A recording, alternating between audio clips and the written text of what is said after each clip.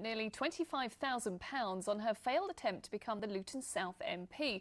The TV presenter picked up less than 1,900 of the 42,000 votes that were cast. Her poor showing meant she didn't even get her £500 deposit back. She said the majority of her campaign fund was donated, but she spent £5,000 of her own money.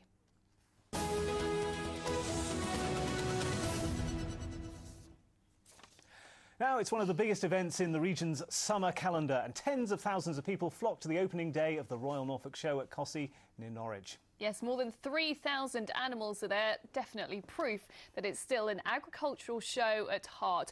But with 600 stands and a huge array of entertainment, well, it's about a lot more than just farming. Well, Malcolm Robertson is there for us this evening. Malcolm, it's about time, but you appear to have gone up in the world. Yes, David, welcome to the Royal Norfolk Show and our very lofty position about 80 feet above the showground itself. You can probably see behind me there the parade ring. There are some activities taking place there tonight, although most of them are finished for the day. Just to give you an idea of the geography, we're about 5 miles from Norwich, and it's certainly been the typical busy first day. We've seen in the parade ring freefall parachute teams, motorcycle display teams, marching bands, horse events, you name it, we've seen it today. We've also seen a world record attempt at football, and we've also met a very special lady making her first appearance at the show, actually, and she's celebrating her 100th birthday tomorrow. It's that sort of day, anything to try and keep cool in hot, humid conditions. The temperature at the Royal Norfolk Show has been touching 80, but that hasn't deterred thousands from attending an event that dates back to 1847. It's a show that claims to have something for everyone.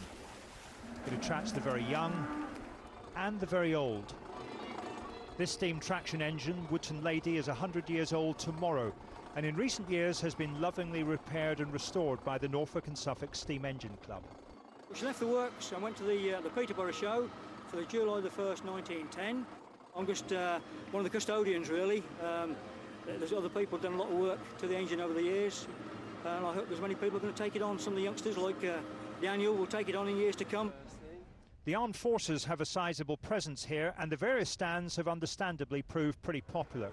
The 2nd Battalion, the Parachute Regiment, based at Colchester, have created their own special para tower, providing a real window on the showground and just a flavour of the sort of work they're involved in. It's a very good recruiting tool. It brings people in. It's actually one that we use for ground training, so it gives them a little insight to what we do. Not to be outdone, the RAF Falcon freefall parachute team dropped in as well. These spectacular pictures were captured from a helmet camera as they descended on the Grand Ring. Look at the speed they come in!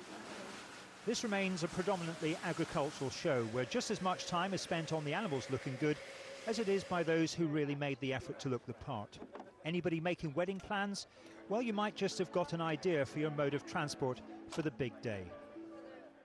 Well, from weddings to a funeral, a lot of businesses choose events like this to showcase what they do. Perhaps it's rather strange, though, to see a funeral director here. With me is Phil Barrow from Anglia Funeral Services. Without being morbid, Phil, why do you come here? Funerals are no longer the taboo subject that they used to be. We've come along this year to highlight the different options that people have in funeral transport and the way the funeral industry has changed over the years, the alternative and the green funerals, etc. We've got with us here a variety of vehicles, from an old Victorian hand bier, Victorian hearse, up to the modern day Volvo hearses as well. No World Cup today for the first time in 3 weeks, but there was no break from the football here. Dan Magnus was up to his tricks, attempting to break his own world record for bouncing the ball on his shoulder. Dan, why weren't you playing against Germany on Sunday? It would have been nice to have had a game. I think, obviously, since a young boy, I've always been good at tricks and sort of stopped playing a few years ago, so just kind of do this now. Unlike our boys, Dan achieved his goal. In truth, this show was pretty much like any other, although there was the occasional shock. Did they have a good time? The answer seemed to be yes. Well, Malcolm, earlier we saw people parachuting in. I take it you didn't use a parachute to get down this time? Yes, back on terra firma. No, I didn't need a parachute, but it was a pretty swift drive down. I should say it's going to be a good end to the day, really. We're still waiting for the official figures.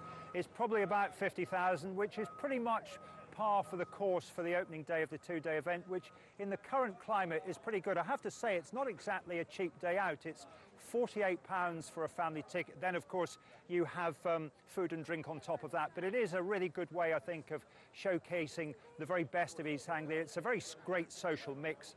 And I should just say, for those coming tomorrow, if you do fancy going on the crane, you will be asked to make a donation to help the heroes and to the East Anglian Air Ambulance. But as those go up in the crane tonight, I think you'll find it's a good day.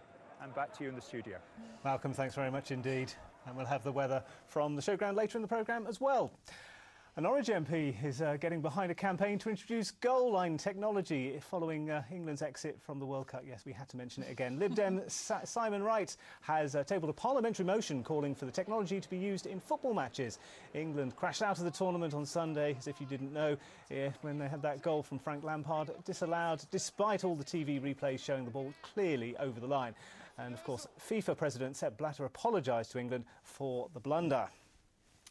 Meanwhile, another of our MPs has also tabled a motion in the Commons criticising what he has called England's pathetic exit from the World Cup. Yes, Southend West MP David Amos reckons that Fabio Capello's team have really let the country down and has now called for an urgent inquiry into the state of our national game. Do you think it's at the point where we can leave it and say nothing more about it? I don't think so.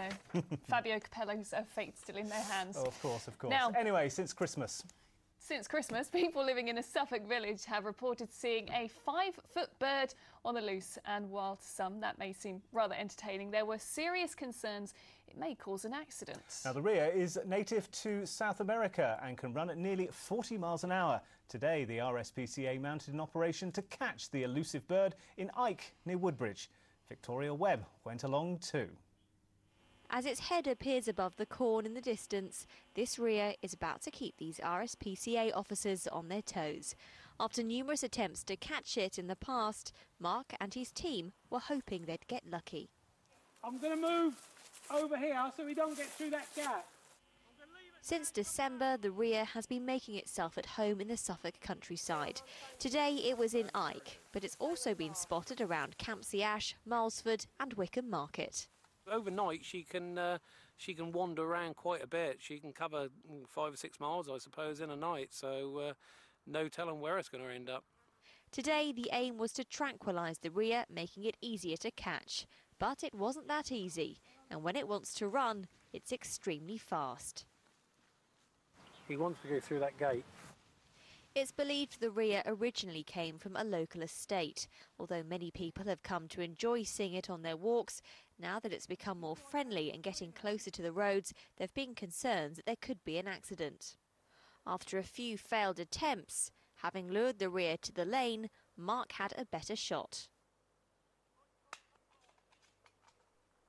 I don't think there was any stress caused to the bird at all. We moved around the field slowly in a controlled manner, and then I took a shot at the bird where obviously we put a needle into the leg which self-injects, and then that made the animal very, very tired and sleepy and then just wobbles and falls over.